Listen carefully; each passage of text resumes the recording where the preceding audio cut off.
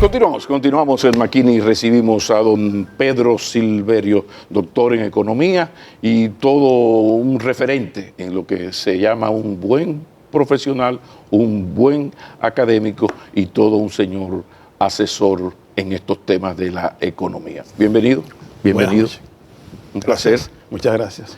El tema es obligado, por lo menos el tema inicial, profesor, y es esto de el genocidio ruso en Ucrania, la invasión rusa, que ha descompuesto. Cuando no sabíamos todas las respuestas, nos cambiaron las preguntas. Sería bueno que nos regalara un briefing del escenario que esa invasión ha creado y sus posibles repercusiones en nuestro país, en nuestra economía específicamente. El escenario que ha creado en el plano internacional ha sido realmente de muchos riesgos. Riesgos que comprenden desde la parte política, social, económica, y crea realmente un nivel de incertidumbre como no se había visto en términos de una potencial guerra más escalada, que no se había visto hace ya mucho tiempo. La invasión, y como tú dices, el genocidio que se está cometiendo en Ucrania, son fuerzas muy disparejas. Crea lo que significa Rusia en estos momentos en la economía internacional, para ponerlo en un contexto. Esa economía representa alrededor un poco menos del 2% de la producción mundial. Entre 1.7 y 2% de la producción mundial, pero tiene un gran impacto en términos, ya se sabe, del petróleo, del gas natural y en la parte agrícola con algunos de los granos como el trigo, que es un gran productor. Y es un gran suplidor también, como se sabe, de gas para Europa y para Estados Unidos. Rusia provee petróleo, productos terminados derivados del petróleo. De manera que ya tiene una gran conexión en la economía internacional porque justamente tiene, digamos, un impacto en mercados muy específicos que crean condiciones favorables o desfavorables para el comercio internacional. Y lo que se está creando en estos momentos son condiciones muy desfavorables para el comercio internacional porque se está agregando un nivel de incertidumbre con todas las decisiones que se están tomando alrededor en términos de las sanciones económicas que está aplicando Estados Unidos y Europa, sanciones que probablemente va a ser muy, muy difícil de desmantelar en el corto plazo.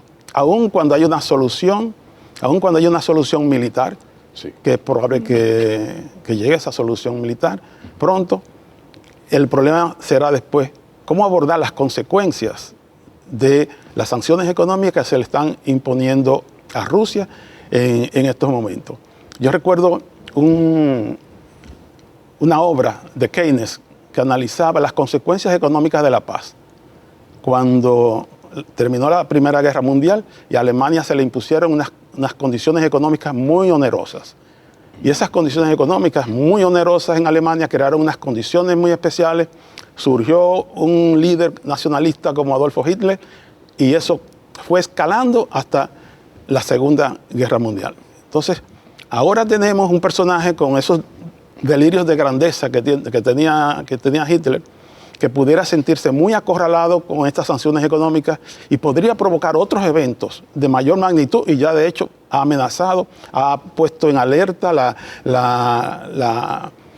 opción nuclear, la ha puesto como una alerta en este escenario. Que es el elemento nuevo, porque los escenarios, te agradezco, porque primera persona que yo veo que trae ese peligroso símil de la Primera Guerra Mundial como incentivo para la segunda a partir de esto. Sí, pero el elemento es el que acabas de mencionar y por eso freno. El elemento nuclear, con un orgullo herido, que se prevé que pueda ocurrir algo similar. Y un tipo con unos delirios de grandeza que, aunque gane la guerra, le va a ser sumamente difícil, como dicen algunos, ganar la paz, porque será un problema gravísimo cómo pasar de un régimen, por ejemplo, democrático en Ucrania a un régimen controlado por Moscú desde el punto de vista militar. Entonces, estas tensiones que se están originando en el plano internacional y que se originan y que se están, digamos, agravadas por las sanciones, yo veo que van a tener un impacto de mediano y de largo plazo en términos económicos y bueno, todo el tema político va a estar ahí detrás haciendo su trabajo. En términos de nosotros como país, Sí. nosotros, bueno, pues sufrimos las consecuencias de manera directa e indirecta. Nosotros tenemos un turismo que Rusia no es el mayor emisor de turismo para nosotros, de visitantes, pero ya iba en una ruta a convertirse en un importante emisor de visitantes de turismo. El año pasado, entre los visitantes de Rusia y de Ucrania, tuvimos alrededor de 260.000 visitantes.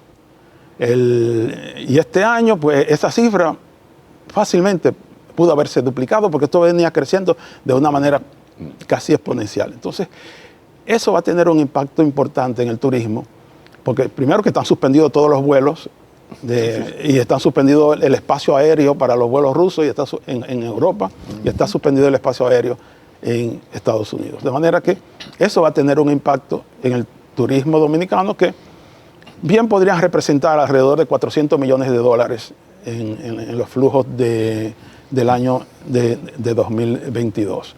Nosotros también tenemos el impacto de importaciones que hacíamos desde Rusia y de Ucrania, algunos productos de petróleo, de derivados, de hierro, de acero, de fertilizantes.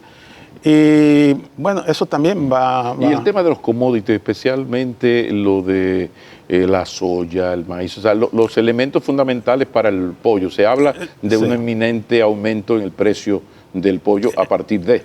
Están aumentando a partir de...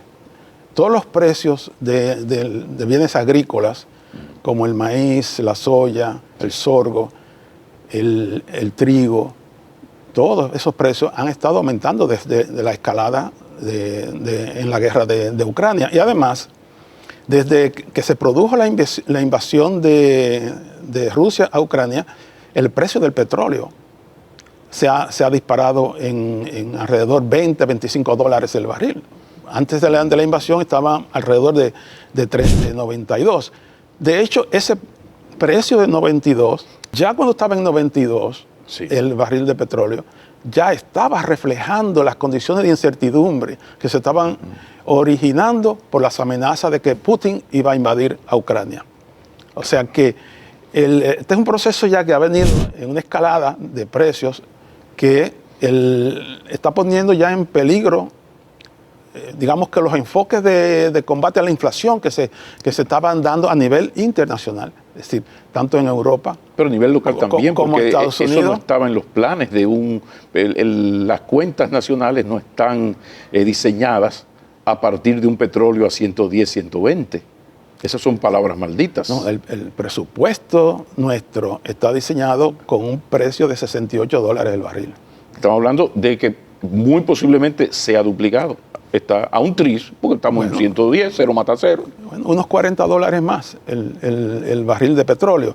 Y estaba diciendo que eso ya está condicionando las políticas de inflación. En Estados Unidos, ya el presidente de la Reserva Federal está hablando de que probablemente haya un aumento de 25 puntos básicos de la tasa de interés cuando se reúnan ahora en marzo. Y eso tendrá efectos muy posiblemente en la tasa nuestra, porque nosotros le vamos detrás a la reserva, al banco, a la reserva norteamericana. Bueno, tiene un efecto porque nosotros, el petróleo es un precio fundamental es un precio fundamental en la economía dominicana, y este incremento tan fuerte podría tener tiene un impacto en los precios. Junto con los bienes agrícolas que están escalando, el petróleo, los dos se unen para crear un impacto inflacionario en nuestra economía. ¿Y qué puede hacer un gobierno que de repente, vuelvo al símil de que nos cambiaron la respuesta? O sea, hay un presupuesto y unos ingresos estipulados y unos precios fijados, o sea, unos cálculos hechos a partir de un precio, a partir de una tasa del dólar, a partir de un precio del barril de petróleo, a partir de una tasa de interés. De repente todo esto cambia. ¿Qué se puede hacer, se está haciendo, se hará desde el gobierno para enfrentar este drama? Bien, la mayor preocupación del gobierno en este momento es el tema de la inflación. y cómo proteger a los sectores más vulnerables de nuestra sociedad.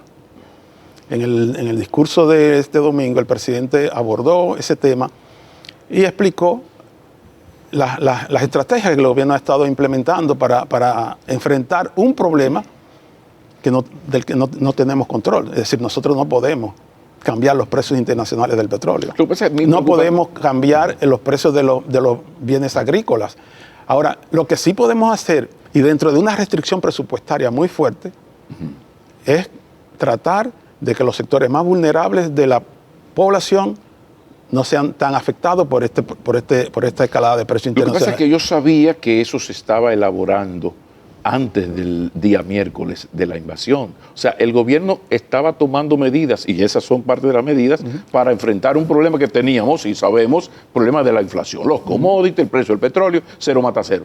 Pero resulta que en medio de esto, ya con estos planes elaborados, viene esta nueva realidad que va a disparar todo lo que ya estaba disparado. Sí, pero cuando se estaba elaborando esa estrategia, ya se estaba tomando en cuenta el impacto que tú estabas teniendo en el presupuesto de las familias dominicanas, porque estábamos hablando de un petróleo que costaba $42 el barril en el 2020, en agosto, a un petróleo que estaba costando ya 92. Y habíamos supuesto un precio de $68 el barril. Entonces ya teníamos suficientes elementos para pensar en una estrategia que mitigara los efectos de este problema en los sectores más sociales. Por ejemplo, el presidente habló de adicionar 300,000 dominicanos a Supérate y también agregó 400,000 al bono gas, y ahora el bono gas va, en lugar de 228, va a tener 470 pesos. Entonces, esto es una estrategia que se está llevando a cabo para evitar que los sectores más pobres de la sociedad no sean tan extraordinariamente afectados por este entorno internacional. Pero indudablemente que hay que estar a la defensiva y preparados para el golpe. Vámonos a la pausa. Cuando retornemos, insistamos en el tema de la inflación y qué se está haciendo y se puede hacer para frenar un poco o ralentizar, como dicen ustedes los economistas, este monstruo terrible de la inflación que lo daña todo. Doctor Pedro Silverio, el tema de la inflación ya estaba antes del drama ruso-ucraniano, porque nosotros tenemos unos ítems que nos están asustando, golpeando. Ya teníamos anunciado el aumento del subsidio, la eliminación del subsidio eléctrico que va a aumentar la tarifa. Ya teníamos por ahí también el aumento de los préstamos bancarios a partir del aumento de la tasa del Banco Central. Entonces hay una serie teníamos el precio de los diferentes commodities, incluido lo del pollo que ahora se va a agravar. O sea, con todo esto, antes del caso ruso-ucraniano, ¿qué se estaba haciendo y se va a seguir haciendo para frenar estos problemas? Podríamos decir que hay dos caminos que convergen. El primer camino es a través de la política monetaria del Banco Central, que ha estado llevando una política un tanto restrictiva para evitar que los medios de pago pues presionen los niveles de precios. La tasa de política monetaria del Banco Central se ha ido incrementando gradualmente, y eso lo que trata de aislar el impacto monetario sobre el nivel de precio. Ahora, la otra parte es que la política fiscal, que es la otra rama de la política económica, tiene que asumir unos costos en términos de la protección social que tiene que dar a los sectores más vulnerables. Y lo otro es el tema de cómo el gobierno, a través de la mesa de precios, mantiene una comunicación constante con los sectores productivos del país, con los comerciantes, para que los precios que vienen importados a través de la materia prima y de estos bienes, de todo tipo de importación, traten de mantener el menor, de mitigar el impacto sobre los precios domésticos. Porque a veces, cuando hay incertidumbre, se genera un poco de especulación con los precios. Es inevitable. Y el precio psicológico también. Bueno, eso es parte de la especulación. Todo va a subir, entonces yo me protejo. Exactamente, eso es parte del proceso de inflación, que hay un carácter especulativo con cierta racionalidad, porque cuando el comerciante, el industrial que vende sus productos, no está claro cómo va a reponer los inventarios, normalmente trata de protegerse con un margen, para mayor. No quedar descapitalizado. O para no descapitalizarse. Exacto. Entonces, el gobierno trata de mantener una comunicación permanente con estos sectores para garantizar el mayor nivel de transparencia y que estos precios puedan llegar a los sectores sociales y a los sectores... Pero lo del aumento de la tasa de política monetaria del Banco Central, que se refleja en la tasa de los bancos, eso es sumamente peligroso, porque por lo que está ocurriendo con Rusia,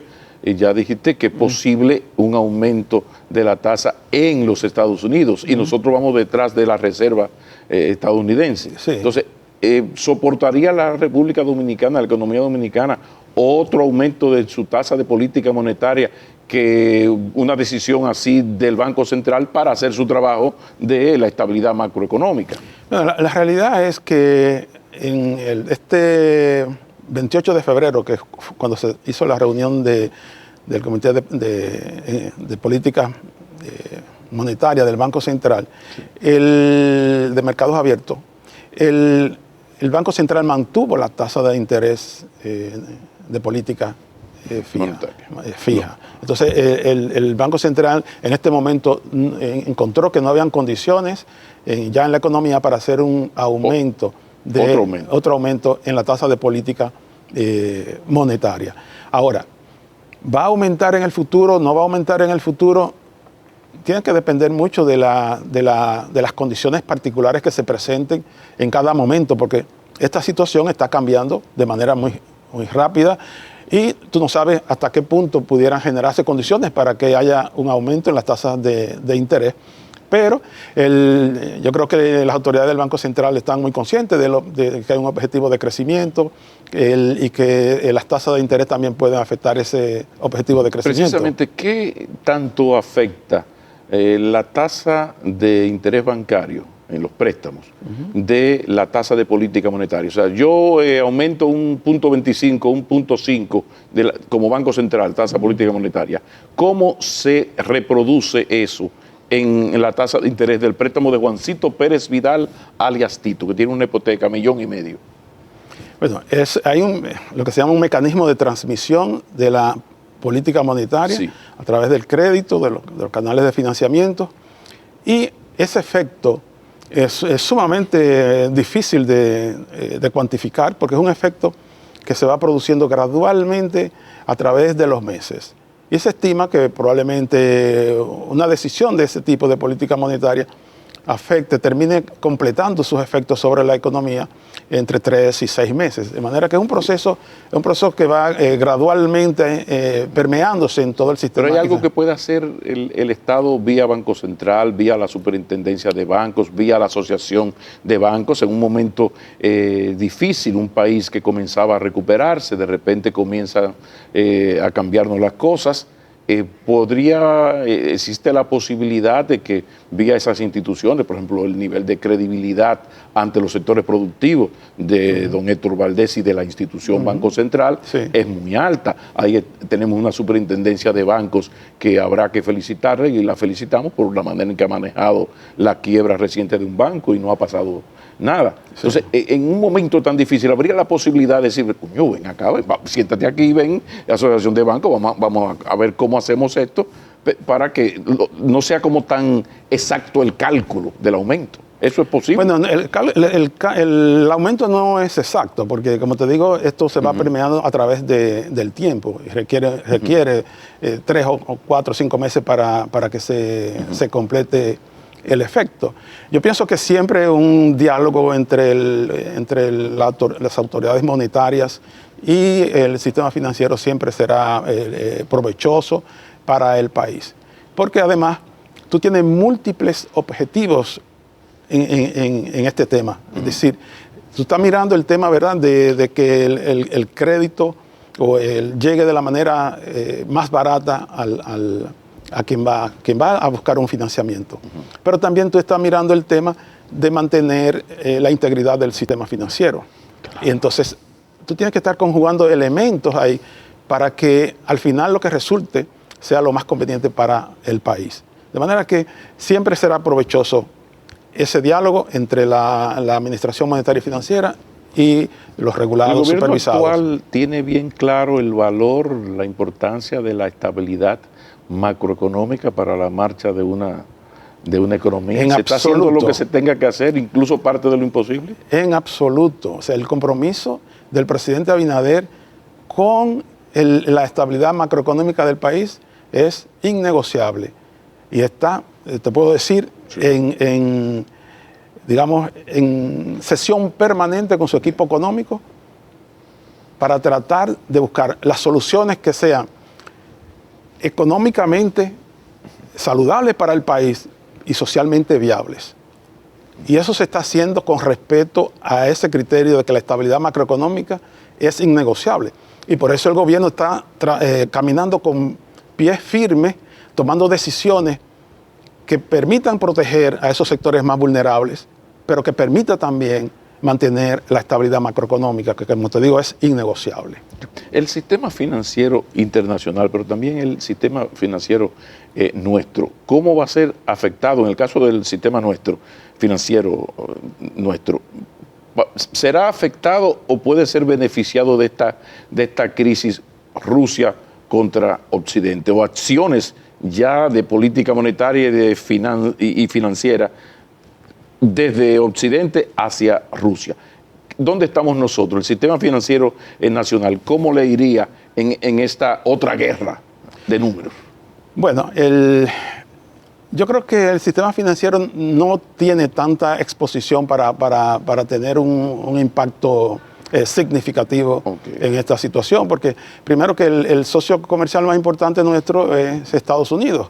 Y nuestros otros socios comerciales pues también están dentro del esquema del sistema de pagos que no va a ser afectado. De todas maneras, siempre al sector financiero le conviene los entornos tranquilos, le conviene que los negocios puedan fluir sin amenazas, y estas amenazas internacionales pueden afectar empresas locales o empresas que están localizadas en la República Dominicana y que tengan crédito con el sistema financiero.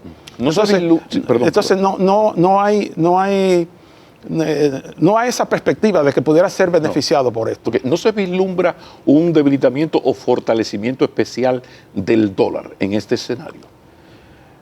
Bueno, esa es una situación que se está dando ahora un poquito. Por ejemplo, el dólar se apreció con relación al euro. Mantiene una relación más o menos estable con la libra esterlina, pero yo creo que el dólar sigue manteniéndose, 2/3 del comercio internacional se hace en dólares, y ha habido todo un plan para poder sustituir el dólar como moneda, digamos, de intercambio mundial, y no ha sido posible por la fortaleza de que tiene. Ni siquiera una posible alianza Rusia, China y un debilitamiento de Europa podría afectar al dólar norteamericano o fortalecer. Bueno, una guerrita del carajo. Lo que pasa es que tanto la moneda china, sí, como la moneda rusa no son monedas de reserva internacional en el sentido estricto. Entonces esa alianza no necesariamente tiene que afectar la valorización. No, porque esa alianza se va a estar haciendo por un lado, y lo que va a estar es fortaleciendo la alianza de Estados Unidos con Europa. Exacto. Recuerda que esta guerra de Putin, sí, una de las cosas que ha mostrado es que uno de los derivados de esta guerra es que Occidente, Estados Unidos y Europa, nunca se habían sentido tan unidos en un propósito común.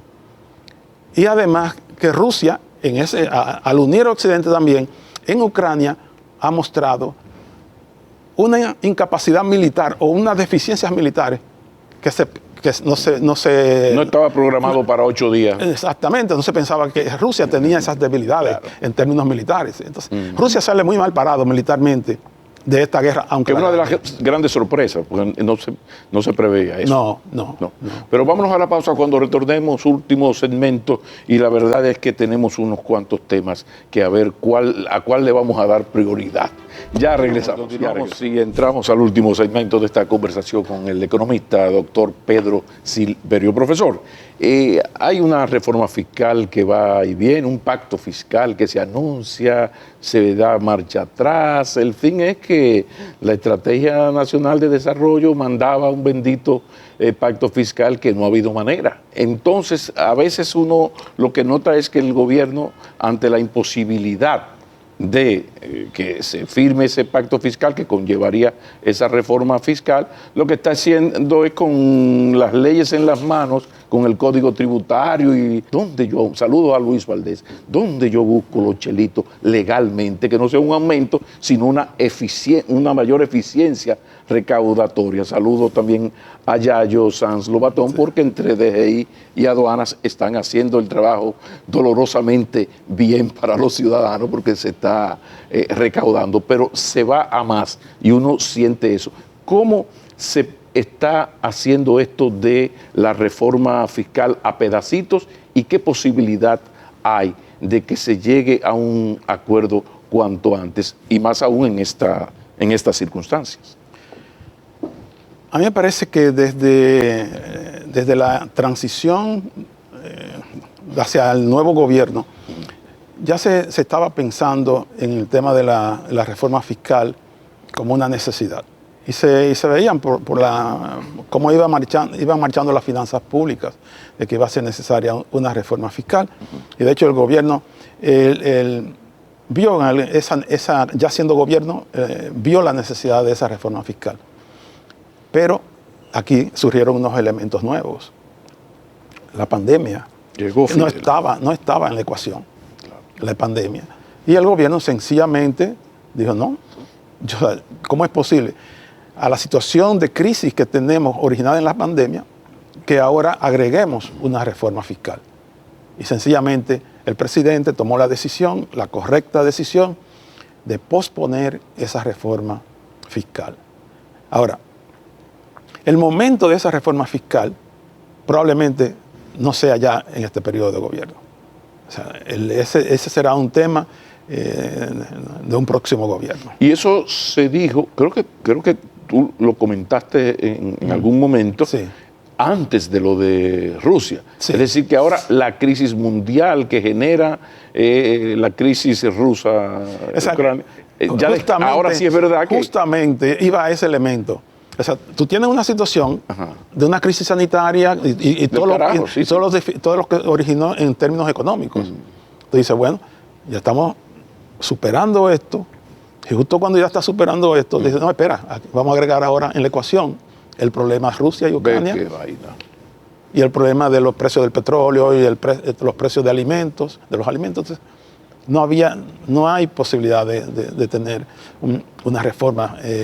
¿Y qué salida tendrá un gobierno que cada vez está obligado, combinado a ser cada vez más solidario con los sectores más necesitados? Es lo que acaba de hacer, pero a veces, como esto pinta, la situación es difícil y el dinero no está en las matas de mano. Pero el gobierno está haciendo más ahora con la misma estructura de recaudación. Es decir, el gobierno está haciendo más eficiente el gasto público, le está dando prioridades a los sectores que realmente tienen la prioridad y está, digamos, haciendo un enfoque de las finanzas públicas donde los ingresos que se puedan obtener a través de la Dirección General de Impuestos Internos y aduanas, que están haciendo ambos un gran trabajo, esos recursos adicionales que ellos han conseguido puedan ser utilizados de la mejor manera para proteger a esos sectores sociales. Eso es lo que ha hecho el gobierno. Y por eso a veces